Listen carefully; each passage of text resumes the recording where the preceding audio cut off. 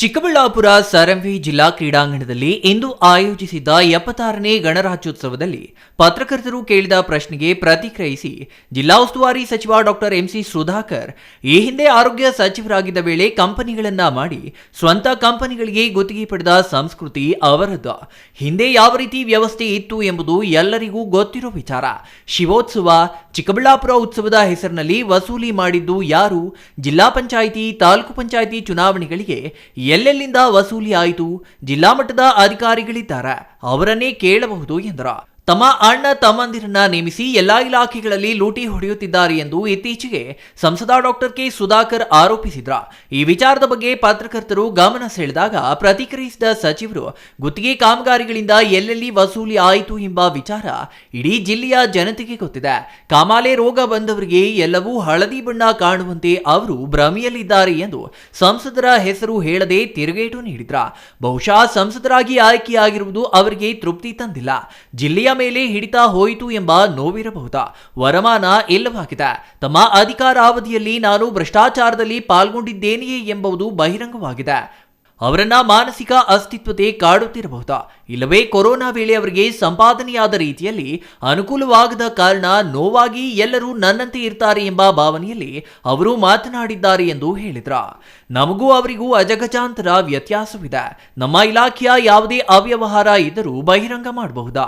ಉನ್ನತ ಶಿಕ್ಷಣ ಇಲಾಖೆಗೆ ಸಂಬಂಧಿಸಿ ಅವ್ಯವಹಾರ ಇದ್ದರೆ ಮುಚ್ಚಿಡುವ ಅಗತ್ಯವಿಲ್ಲ. ಈ ಹಿಂದೆ ರಿಪಬ್ಲಿಕ್ ಆಫ್ ಚಿಕ್ಕಬಳ್ಳಾಪುರ ಇತ್ತು, ಅದರ ವಿರುದ್ಧ ಧ್ವನಿ ಎತ್ತಿದ್ದೇನೆ. ಸತ್ಯ ಏನು ಅಂತ ಅವರಿಗೆ ಗೊತ್ತಿರಬೇಕು. ಅವರ ಹತಾಶೆಗೆ ಕಾರಣಗಳಿರಬಹುದು ಎಂದರು. ಅಭಿವೃದ್ಧಿ ವಿಚಾರದಲ್ಲಿಯೂ ಅವರಿಗೆ ಹತಾಶೆಯಾಗಿದೆ. ಹೂವಿನ ಮಾರುಕಟ್ಟೆ ಸೇರಿದಂತೆ ಎಲ್ಲ ಅಭಿವೃದ್ಧಿಯಾಗುತ್ತಿದೆ. ಅವರನ್ನ ಕಂಡರೆ ಕನಿಕರ ಮತ್ತು ಬೇಸರವಾಗ್ತಿದೆ. ಯಾಕೆ ಇಂತಹ ಪರಿಸ್ಥಿತಿ ಬಂತು? ರಾಜ್ಯದ ಭವಿಷ್ಯದ ಮುಖ್ಯಮಂತ್ರಿ, ಅವರ ಕನಸು, ಅವರ ವೇಗ ಎಲ್ಲವೂ ಈಗ ಇಲ್ಲ ಎಂದು ಪರೋಕ್ಷವಾಗಿಯೇ ಸಂಸದರ ವಿರುದ್ಧ ಸಚಿವರು ಲೇವಡಿ ಮಾಡಿದ್ರ. ಇನ್ನು ಡಿಸಿಸಿ ಬ್ಯಾಂಕ್ ಸಾಲದ ವಿಚಾರವಾಗಿ ಪ್ರತಿಕ್ರಿಯೆ ನೀಡಿದ ಸಚಿವರು, ನಮ್ಮ ಸರ್ಕಾರದ ಪ್ರಣಾಳಿಕೆಯಲ್ಲಿ ಡಿಸಿಸಿ ಬ್ಯಾಂಕ್ ಸಾಲ ಮನ್ನಾ ಬಗ್ಗೆ ಹೇಳಿಲ್ಲ. ಪ್ರಣಾಳಿಕೆ ಸಮಿತಿಯೊಂದಿಗೆ ಚರ್ಚೆ ನಡೆಸಿ ನೋಡೋಣ ಎಂದು ಮುಖ್ಯಮಂತ್ರಿಗಳು ಹೇಳಿದ್ರ. ಹಿಂದಿನ ಡಿಸಿಸಿ ಬ್ಯಾಂಕ್ ಅಧ್ಯಕ್ಷರು ಅವರೇ ಹೇಳಿಕೆ ನೀಡಿ ರೈತರನ್ನ ತಪ್ಪು ದಾರಿಗೆ ಎಳೆಯುವ ಕೆಲಸವಾಗಿತ್ತ. ಇದರಿಂದ ಸಾಲ ವಾಪಸ್ ಪಾವತಿಯಾಗಲಿಲ್ಲ. ಮತ್ತೆ ಸಾಲ ನೀಡಲು ಆರ್ಥಿಕ ಮುಗ್ಗಟ್ಟು ಎದುರಾಯಿತು. ಹಾಗಾಗಿ ಡಿಸಿಸಿ ಬ್ಯಾಂಕಿನಲ್ಲಿ ಸಾಲ ನೀಡಲು ಸಾಧ್ಯವಾಗ್ತಿಲ್ಲ ಎಂದ್ರ.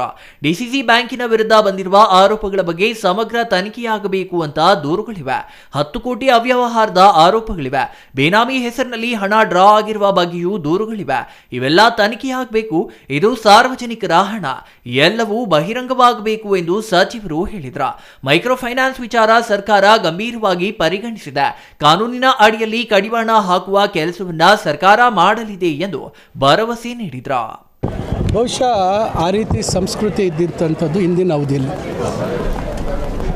ಕಂಪನಿಗಳನ್ನು ಮಾಡಿಕೊಂಡು ಜಿಲ್ಲೆಯಲ್ಲಿ ಪ್ಯಾಕೇಜು ಗುತ್ತಿಗೆಗಳನ್ನು ಸ್ವಂತ ಕಂಪನಿಗಳಿಗೆ ತೆಗೆದುಕೊಂಡಿರ್ತಕ್ಕಂಥದ್ದು ಅವರು. ಯಾರು ನೇಮಿಸಿಲ್ಲ. ಅಧಿಕಾರಿಗಳಿದ್ದಾರೆ, ಜಿಲ್ಲಾ ಮಟ್ಟದ ಅಧಿಕಾರಿಗಳಿದ್ದಾರೆ. ಅಧಿಕಾರಿಗಳು ಯಾರು ಇದ್ದಾರೆ ಇವತ್ತು ಅವರನ್ನು ಕೇಳಬೇಕು. ಹಿಂದೆ ಯಾವ ರೀತಿ ವ್ಯವಸ್ಥೆ ಇತ್ತು, ಚಿಕ್ಕಬಳ್ಳಾಪುರ ಉತ್ಸವಕ್ಕೆ ಯಾರ ಹತ್ರ ಎಷ್ಟು ವಸೂಲಿ ಆಯಿತು, ಶಿವೋತ್ಸವಕ್ಕೆ ಎಷ್ಟು ವಸೂಲಿ ಆಯಿತು, ಜಿಲ್ಲಾ ಪಂಚಾಯಿತಿ, ತಾಲೂಕು ಪಂಚಾಯಿತಿ ಚುನಾವಣೆಗಳಿಗೆ ಯಾರ್ಯಾರಿಂದ ಎಲ್ಲೆಲ್ಲಿ ಯಾವ್ಯಾವ ಪೊಲೀಸ್ ಸ್ಟೇಷನ್ನಿಂದ ಎಲ್ಲೆಲ್ಲಿ ವಸೂಲಿ ಆಯಿತು, ಯಾವ್ಯಾವ ಗುತ್ತಿಗೆ ಕಾಮಗಾರಿಗಳಿಗೆ ಎಲ್ಲೆಲ್ಲಿ ವಸೂಲಿ ಆಯಿತು, ಬಹುಶಃ ಎಲ್ಲ ಮಾಹಿತಿ ಅವ್ರಿಗೆ ಇದೆ. ಈ ಕಾಮಾಲಿ ರೋಗ ಬಂದವರಿಗೆ ಒಂದು ರೀತಿ ಇಡೀ ಪ್ರಪಂಚನೇ ಒಂದು ರೀತಿ ಏನು ಬಣ್ಣ ಅದು ಹಳದಿ ಬಣ್ಣ ಎಲ್ಲೋ ಕಲರ್ ಹಳದಿ ಬಣ್ಣ ಇದ್ದಂಗೆ ಬಹುಶಃ ಆ ಭ್ರಮೆಯಲ್ಲಿ ಅವರು ಇದ್ದಾರೆ. ಬಹುಶಃ ನನಗೆ ಏನೋ ಅನಿಸುತ್ತೆ, ಸಂಸದರಾಗಿ ಅವರು ಆಯ್ಕೆ ಆಗಿರ್ತಕ್ಕಂಥದ್ದು ಅವರಿಗೆ ತೃಪ್ತಿ ತಂದಿಲ್ಲ. ಅವರಿಗೆ ಎಲ್ಲೋ ಒಂದು ಕಡೆ ಜಿಲ್ಲೆಯಲ್ಲಿ ನನ್ನ ಹಿಡಿತ ಹೋಯಿತು, ನನಗೆ ಬರ್ತಾಯಿದ್ದಂಥ ವರಮಾನ ಹೊಟ್ಟೋಯ್ತು, ಇದು ಯಾಕೆ ಈ ರೀತಿ ಆಯಿತು ಅಂತಕ್ಕಂಥದ್ದು. ಯಾಕಂದರೆ ಯಾವುದು ಮುಚ್ಚಿಡ್ತಕ್ಕಂಥ ಪರಿಸ್ಥಿತಿ ಇಲ್ಲಿಲ್ಲ. ನನ್ನ ಕಾರ್ಯವೈಖರಿ 1 ವರ್ಷ 8 ತಿಂಗಳಕ್ಕಿಂತ ಮೇಲೆ ನನ್ನ ಕಾರ್ಯವೈಖರಿ ತಾವು ಹತ್ತಿರದಿಂದ ಗಮನಿಸಿದ್ದೀರ. ಎಲ್ಲಿ ಯಾವ ರೀತಿ ನಾನು ನಡ್ಕೊಂಡಿದ್ದೇನೆ, ಯಾವ ರೀತಿ ನಡೆ ಇದೆ, ಆ ರೀತಿ ಸಂಸ್ಕೃತಿ ಆ ಥರ ಇದರಲ್ಲಿ ನಾನು ಪಾಲ್ಗೊಂಡಿದ್ದೀನ ಅಂತಕ್ಕಂಥದ್ದು ನಿಮಗೆಲ್ಲರಿಗೂ ಗೊತ್ತಿರ್ತಕ್ಕಂಥ ವಿಚಾರ. ಅದರಿಂದ ಅವರಿಗೆ ಇಲ್ಲ ಮಾನಸಿಕವಾಗಿ ಅಸ್ವಸ್ಥರಾಗಿರಬೇಕು, ಇಲ್ಲ ದಿಲ್ಲಿಯಲ್ಲಿ ಅವರ ನಿರೀಕ್ಷೆ ಮಟ್ಟಕ್ಕೆ ಅವರಿಗೆ ಅಲ್ಲಿ ಕೊರೋನಾ ಸಂದರ್ಭದಲ್ಲಿ ಏನು ಸಂಪಾದನೆ ಇತ್ತು, ಕೊರೋನಾ ಸಂದರ್ಭದಲ್ಲಿ ಸತ್ತಂಥ ಜನರ ಪ್ರಾಣಗಳ ಮೇಲೆ ಹಣ ಲೂಟಿ ಮಾಡಿದಂಥ ಕೆಲಸವನ್ನು ಮಾಡಿದರು. ಬಹುಶಃ ಆ ರೀತಿ ಈಗ ಅವರಿಗೆ ಅನುಕೂಲ ಆಗದೆ ಇರೋದ್ರಿಂದ ಬಹುಶಃ ಅದಕ್ಕೆ ಭಾಳ ನೋವಾಗಿ ಎಲ್ಲರೂ ನನ್ನ ಹಾಗೆ ಇರ್ತಾರೆ, ನನ್ನ ಏನು ಕನ್ನಡಿಯಲ್ಲಿ ನೋಡಿದಾಗ ನನ್ನ ಪ್ರತಿಬಿಂಬನೇ ಎಲ್ಲರೂ ಅಂತಕ್ಕಂಥ ಭಾವನೆಯಲ್ಲಿ ಅವರು ಇದ್ದಾರೆ ಅಂತ ಕಾಣ್ತದೆ. ಬಹುಶಃ ನಮಗೂ ಅವ್ರಿಗೂ ಭಾಳಷ್ಟು ಅಜಗಜಾಂತರ ಇದೆ. ಈಗಾಗಲೇ ನಿನ್ನೆ ಮುಖ್ಯಮಂತ್ರಿಗಳು ಇದ್ರ ಬಗ್ಗೆ ತುರ್ತಾಗಿ ಸಭೆಯನ್ನು ಕರೆದು ಇದ್ರ ಬಗ್ಗೆ ಗಂಭೀರವಾಗಿ ತೆಗೆದುಕೊಳ್ತಕ್ಕಂಥ ಒಂದು ಕೆಲಸವನ್ನು ಮಾಡಿದ್ದಾರೆ. ಹಲವಾರು ಕಾಯ್ದೆಗಳು ನಿಯಮಗಳು ಇವೆಲ್ಲ ಜಾರಿಯಲ್ಲಿದ್ದರೂ ಸಹ ಎಲ್ಲೋ ಒಂದು ಕಡೆ ಚಾಪೆ ಕೆಳಗೆ ದೂರಿದ್ರೆ ರಂಗೋಲಿ ಕೆಳಗೆ ದೂರ್ತಕ್ಕಂಥ ಪರಿಸ್ಥಿತಿಗಳು ನಿರ್ಮಾಣ ಆಗ್ತಾಯಿದೆ.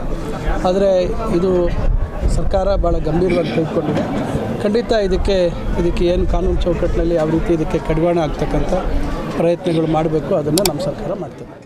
ಅಂಬರೀಷಿಯನ್, CTV ನ್ಯೂಸ್, ಚಿಕ್ಕಬಳ್ಳಾಪುರ.